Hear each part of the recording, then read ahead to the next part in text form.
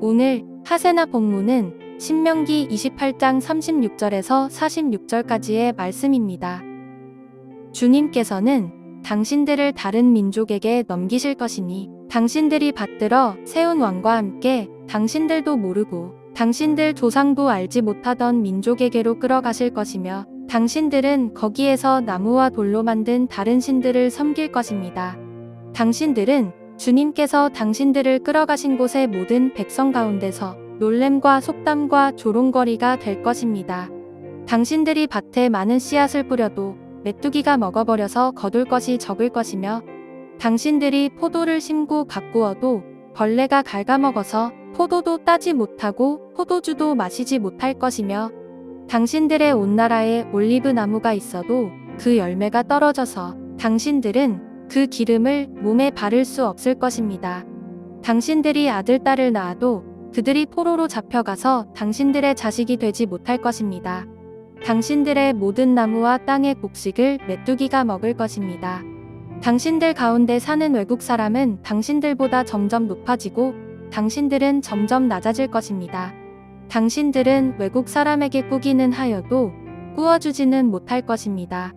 그들은 머리가 되고 당신들은 꼬리가 될 것입니다. 이 모든 저주가 당신들에게 내릴 것입니다. 그 저주가 당신들을 따르고 당신들에게 미쳐서 당신들이 망할 것입니다. 당신들이 주 당신들의 하나님의 말씀에 순종하지 않았고 당신들에게 명하신 그 명령과 규례를 지키지 않은 까닭입니다. 이 모든 저주는 당신들과 당신들의 자손에게 영원토록 표징과 경고가 될 것입니다. 오늘 하세나는 어제 본문에 이어 하나님께 불순종할 때 임하게 되는 저주가 무엇인지에 대해 아주 상세하게 다루고 있는데요. 먼저 짚고 넘어가야 하는 것은 이스라엘이 받게 될 축복이 조건적이었던 것처럼 저주와 심판도 조건적이라는 것입니다. 이것은 훗날 이스라엘이 하나님의 심판을 받게 되는 것에는 운명론적인 요소가 전혀 있지 않다라는 것을 의미합니다.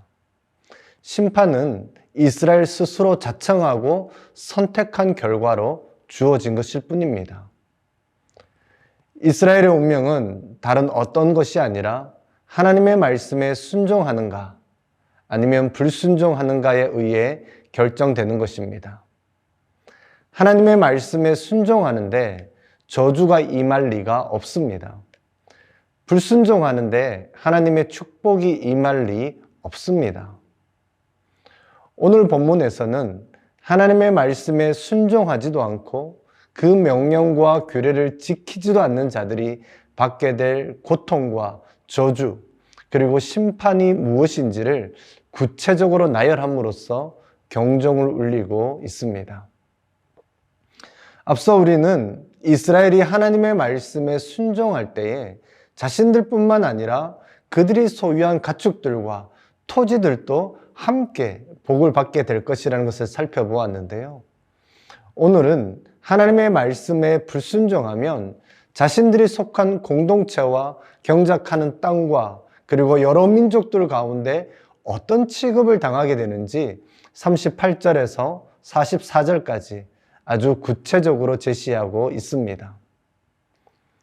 여기서 좀 더 주목하여 살펴보기 원하는 것은 43절에서 44절의 말씀인데요. 외국 사람은 머리가 되고 당신들은 꼬리가 될 것이라고 말하는 부분입니다.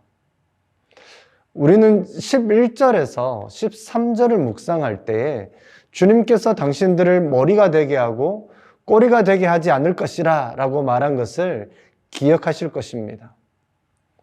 이것은 당연하게도 하나님의 말씀에 순종했을 때에 받게 되는 축복이었습니다. 그러나 오늘 43절에서 44절을 통해 불순종할 때에는 정반대되는 결과를 맞이하게 될 것이라고 경고하는 것입니다. 또한 여기서 눈여겨볼 것은 36절에서 37절 그리고 41절 말씀인데요. 주님께서 당신들을 다른 민족에게 넘기실 것이라는 말입니다. 자손들이 포로로 사로잡혀 가게 된다는 것이죠. 사사기나 열왕기서를 보면 여기에서 언급된 저주가 현실로 드러나게 되는 것을 보게 되는데요. 먼 훗날 북이스라엘은 주전 722년에 아수르에 의해서 멸망하면서 포로로 잡혀가고 남유다는 586년에 바벨론의 포로로 사로잡혀가는 것을 통해 실현이 되는 것을 보게 됩니다. 오늘 하세나의 핵심 구절은 45절입니다. 다시 한번 읽어보겠습니다. 이 모든 저주가 당신들에게 내릴 것입니다. 그 저주가 당신들을 따르고 당신들에게 미쳐서 당신들이 망할 것입니다. 당신들이 주 당신들의 하나님의 말씀에 순종하지 않았고 당신들에게 명하신 그 명령과 규례를 지키지 않은 까닭입니다. 하나님의 말씀에 순종하지 않고 하나님이 명하신 명령과 규례를 지키지 않은 결과로 이 모든 저주가 임하게 된다는 것이죠. 여기서 그 저주가 내리고 따르고 미쳐서와 같은 비슷한 의미의 단어들을 반복하는 것은 불순종하는 자들이 하나님의 저주를 받아 멸망하게 되는 것은 피할 수 없는 일이라는 것을 강조하기 위함입니다.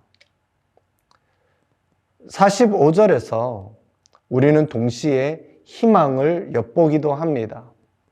하나님의 말씀에 순종하면 저주와 심판, 고통 대신에 생명과 복을 누리게 될 것이기 때문입니다. 우리는 신앙생활을 하면서 이렇게 준엄하게 경고하는 말씀을 통해 교훈을 받습니다. 이러한 말씀을 가벼이 여기지 않아야 합니다. 하나님의 선하심과 용납하심에 대해 너무 자만하지 않아야 할 것입니다. 만일 우리가 순종하는 자에게 주시는 하나님의 축복을 믿는다면 동시에 순종하지 않는 자에게 주시는 하나님의 심판을 믿어야 합니다. 내가 좋아하고 믿고 싶은 구절만 받아들이는 것이 아니라 내가 듣고 싶어 하지 않는 말씀도 들어야 합니다. 디모데후서 3장 16절은 이렇게 말합니다. 모든 성경은 하나님의 감동으로 된 것으로 교훈과 책망과 바르게 함과 의로 교육하기에 유익하니. 모든 성경은 유익합니다. 하나님의 모든 말씀에 그렇다면 귀를 기울이기 위해 애써야 할 것입니다.